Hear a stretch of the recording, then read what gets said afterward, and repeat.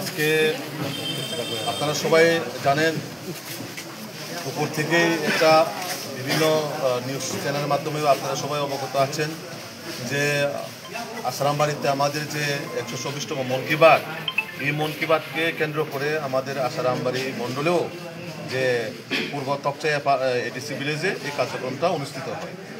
তার মধ্যে আমাদের কার্যকর্তারা সবাই বুথে বুথে এই কার্যক্রমটা চালিয়ে যাচ্ছিল।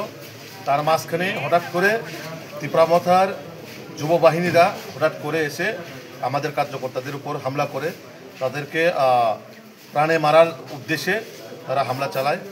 আমরা স্পটেও গেছি, দেখেছি ওইখানে শাবলের চিহ্ন, দাও কোদালের চিহ্ন।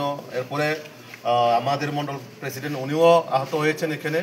তার পাশাপাশি আমাদের প্রায় 5 থেকে 6 জন এখন জীবিত অলরেডি রেফার করে ওনাদেরকে ভর্তি করানো হয়েছে। এবং আমরা রাজ্য সরকার আমাদের মুখ্যমন্ত্রীকে ধন্যবাদ জানাই এবং খোয়াই জেলার পুলিশ প্রশাসনকে ধন্যবাদ জানাই। সঙ্গে সঙ্গে ওনারা দুপুরেই যে মেন কালপ্রিট তাকে অ্যারেস্ট করে এখন লকআপে আছেন। এবং এসপি সাহেবের সঙ্গে আমরা আমাদের ডিস্ট্রিক্ট সভাপতি আছেন, আমাদের এমএলএ পিনাকিদা আছেন এবং রাজ্যের যারা আমাদের জনজাতির নেতৃত্বরা সবাই এসেছেন। এবং এসপি সাহেবও আমাদেরকে আশ্বাস দিয়েছেন যে ওনাদেরকে অতি সত্বর অ্যারেস্ট করে আইনের আওতায় আনা হবে এবং কঠোর থেকে কঠোর শাস্তি ওনাদেরকে প্রদান করা হবে। তো আমরা আশা করি রাজ্য সরকার যেভাবে অতি দ্রুত সহকারে কাজ করেছেন, আগামী দিনে যারা এই উশৃঙ্খল বাহিনী যারা এই কাজের সাথে যুক্ত তারা সবাইকে অ্যারেস্ট করা হবে। সম্পাদক বিপিন দেববর্মা বলেছে ঘটনা সম্পর্কে। আমি প্রথমেই তীব্র ভাষায় নিন্দা জানাই এই ধরনের ঘটনা। সেখানে আসারামবাড়িতে আমাদের এটা প্রত্যেকটা মাসেরই শেষ রবিবারে হয় আমাদের দেশের সর্বপ্রিয় প্রধানমন্ত্রী নরেন্দ্র মোদীর মন কি বাত। এই অনুষ্ঠানটা রাজনীতির ঊর্ধ্বে উঠে সমস্ত অংশের মানুষ অংশগ্রহণ করে, রাজনীতির বিষয় নয়। কিন্তু এই বিষয়টার মধ্যে ত্রিপুরামাথা থেকে উশৃঙ্খল বাহিনী এইভাবে আক্রমণ করা, প্রায় 8-10টা বাইক গাড়ি এবং কার্যকর্তাকে প্রায় অ্যাটেম্প টু মার্ডার, আজকে জিবিতে ভর্তি রয়েছে। এবং এই জায়গায় দাঁড়িয়ে আমি অত্যন্ত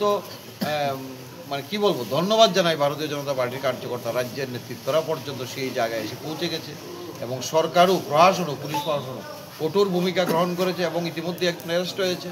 এবং আমরা যতটুকু খবর পেয়েছি একটা বৃহৎ সংখ্যক পরিকল্পিতভাবে 20 থেকে 22 জন হবে সেখানটায় সেই ঘটনা করার জন্য আগে থেকে উৎপেতেছে।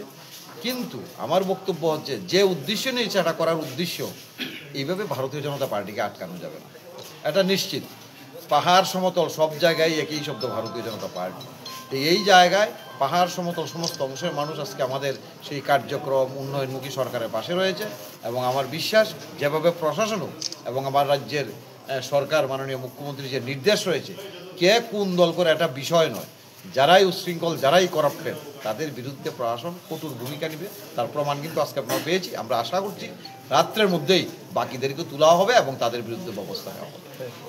এবং এফআইআরও হয়েছে এবং অলরেডি পুলিশ প্রশাসন সেখানটায় রয়েছে, আমাদের প্রতিনিধিও সেখানটায় গিয়েছিল এবং সরজমিনে আমরা দেখেছি। তাই আমি পুলিশ প্রশাসনকে এবং সরকারকে ধন্যবাদ জানাই।